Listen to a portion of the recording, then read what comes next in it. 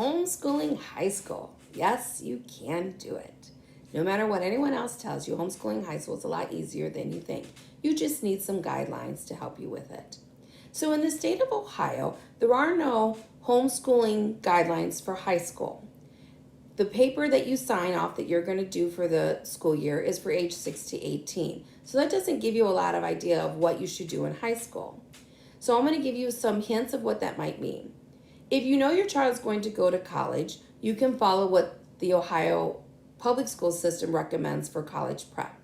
And that looks like 4 years of English language arts. English language arts includes grammar, writing, or composition as it's often called, or literature reading.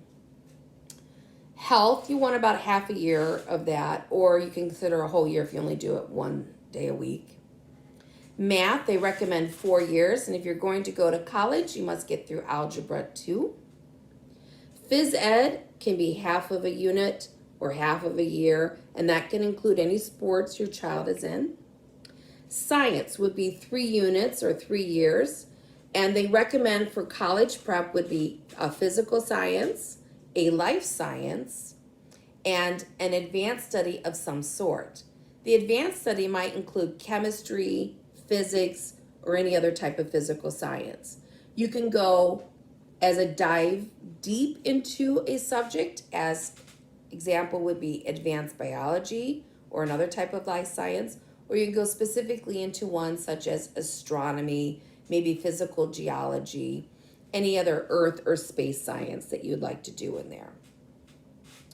What's recommended for social studies? That would be 3 units or 3 years of it, and that would have to include half of a unit in American history and half a unit in American government. Generally, they recommend American government later in the school year, such as your junior or senior year in preparation for voting.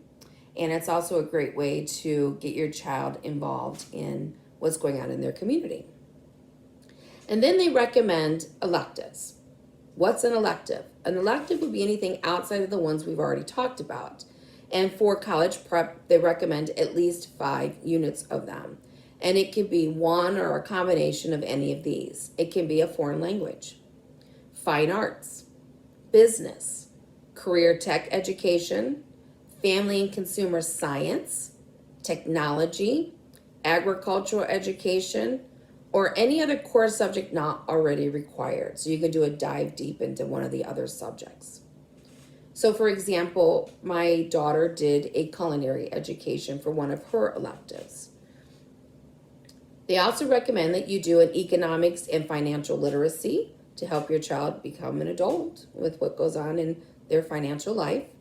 And then 2 semesters of fine arts. And fine arts would include music or the visual arts. So that's what's recommended for college prep. If you know your child is going to go to college, and especially as you get deeper into high school, if you know the college your child would like to go to, you can go to their website and see what they recommend for their admissions and use that as your guidelines. Do you have to do any of this? No. You can do whatever you think is necessary for your child. You can base it on what you did in high school. You can come up with your own plan. These are just things that are recommended. If you don't really understand what you can do, research it, ask other people who've done it, ask other people who are in the middle of it, see what they're doing. Work with another family and what you might want to do for your high school years. So what I often recommend is that you do a curriculum planning worksheet. And in this worksheet, you would think through what you want your child to do over the course of their 4-year career in high school. So you would write down English language arts and what you'd like to study in that. I'd ask your child, sit down with them. What would you like to study? If your child is really into reading, you can do a dive deep into literature and study British literature, American literature, world literature. Let them learn about the different great books that are out there. Perhaps your child is more into history. You can study wars in depth. So for example, my son's freshman year, we did a dive deep into the Civil War. We spent an entire year learning about that. And during that time, We did a lot of biography study. We learned about weapons. We learned about the topography of the places that had the different battles.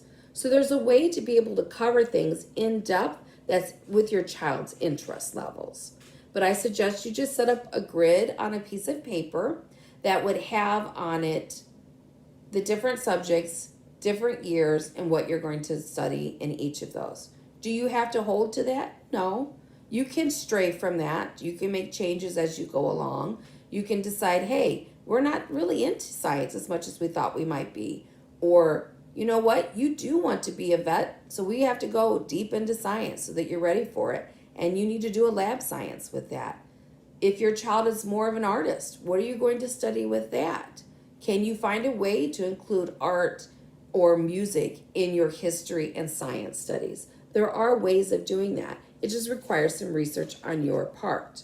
But plan out your high school career before you start it, because that will give you a trajectory, a way to know where you're going and be able to maybe change it as you go along, but at least have that pathway set before you so you're not kind of scrambling every year at the beginning, like, what should we study? You already know what your next subject is going to be or what topic's going to be. And then as you go through each year, when it comes up to 9th, 10th, 11th, 12th grade, take that course title, write it down, describe what the course is going to be, what materials you're going to use, and then how much credit you're going to give to that. Awarding credit in high school can be a formula, or it can be based on what you decide as a family works for you. So in my family, our transcript credits included effort that was put into the subject, how deep we went into the subject, how much time was spent on it, and if they accomplished what we had hoped to accomplish from the beginning of the school year. I did not do a grade-based one. I did not do an hour-based one. Those exist, but you could say there's different ways of doing it. So for example, if you're doing your freshman year and your child is going to do their English language arts, you can say we're going to study grammar, and we are going to study it through easy grammar, and it's going to be half a credit. And then also part of your English language arts is going to be literature. And perhaps your freshman year is going to be American literature. That's your decision. And then you would choose the American literature books that you would read and how you're going to go about doing it. Is it going to be discussion? Is it going to be written response? Is it going to be a test? You get to decide that. And then how much credit is it going to be? It might be a full credit, it might be half a credit. Depends on how much time you spend doing it. And then you would just do that for the next subject. So let's say math. Maybe it's going to be Algebra 1 your freshman year. What text you're going to use? We did Key 2 Algebra, and then that would include all the worksheets and tests. And then the next one would say history. So I said for my son, we studied the Civil War. So we used lots of different resources for that, books, articles, people that got to talk to, videos that we watched. I would just list all of those. And then it would be a full credit for that. For, say, science, you can say we're going to do a physical science that year. And maybe it's going to be apologia and with experiments, so it's going to be a lab one. And you would include all of that. And as you can see, as you go through the different subject, you're just listing it out. When you do that study plan by listing it out, that will help you to create your transcript. A transcript can be one that's created by you. There are lots of templates available to you online, or you can create your own. The most important thing you want to do with your transcript is to make it look like everybody else's. Your homeschooler is unique in the sense that he's a homeschooler, and that might be to your advantage. But in most cases, if your child's going to a state school or a large private school, you want their transcript to look like everyone else's. And typically that will include the course title, the credit that was earned for it, and what the grade was with the grade point average listed. There are ways to calculate your grade point average. You can find those online as well. It can depend on how many hours you do it. It also explains how to give a cumulative grade point average. So you can look at different types of transcripts that are out there. Some of the transcripts that exist are your traditional one, like I just explained, with the course title, credit earned, the grade, and the grade point average. You can also do one that's called a narrative. And the narrative one will not only list the course title, but it will also give a description of the course with a book list and any enrichment activities you did with it, what the subject work completed was, like, writing papers or giving a presentation, an overall evaluation of the work, and any awards or achievements in that. You can give a syllabus. The syllabus is really helpful when you're writing your transcript. It should have the class name and how many semesters that you did it, like 2 semesters would be a school year, and how much credit was earned for that. The description of the class, just a brief 1 sentence, maybe 2, on what that class was about, what the objectives are, the objectives on what they were learning or what they completed, any reading assignments, so what books you used or what textbook with the page numbers if you only used a portion of a textbook, what text and test assignments there were. You can include those, and written assignments. All of that is part of writing up a syllabus, which helps you write your transcript. So you can work with someone who's done it before.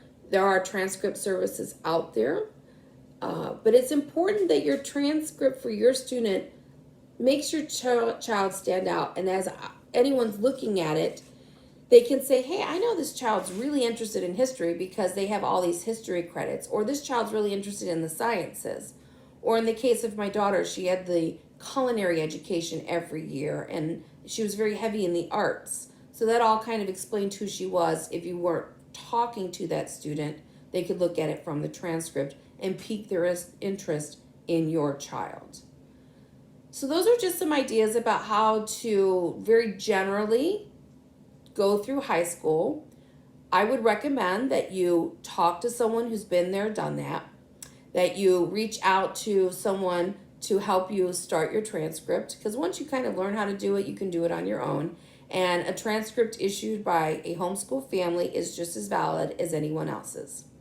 And finally, in the state of Ohio, a diploma issued by a parent is just as valid as the diploma issued by the public school system.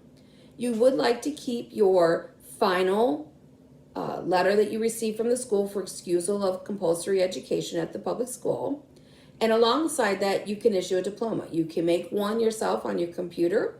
You can order one. We got ours from homeschooldiploma.com in a beautiful leather case. And right now it's sitting in my safe. But my children received it and they can say they have a diploma. Do you need to do that? No. You can just say, my child has graduated from high school. And graduating from high school is what you decide it means. It doesn't mean that it's 4 years of this and 3 years of this and 2 years of this. It's what you decide is recommended for your homeschool. And you're a unique family, and your homeschool should look unique from mine. I know you can do this. Homeschooling high school is a lot easier than you think. And it's so rewarding to get to know your high schooler as they start to get ready to leave your home and to move on into being an adult. It's a lovely time that you're going to really enjoy having. Good luck with everything. If you ever need anything, please reach out.